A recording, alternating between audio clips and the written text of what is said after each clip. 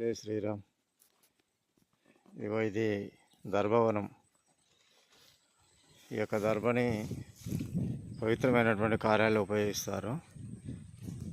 చూడండి, ఇక్కడ దర్భ చాలా అధిక సంఖ్యలో బాగా చక్కగా పంటలాగా ఈ దగ్గర దర్భ ఎంతో పుష్కలంగా దొరికేటటువంటి స్థలం ఇది.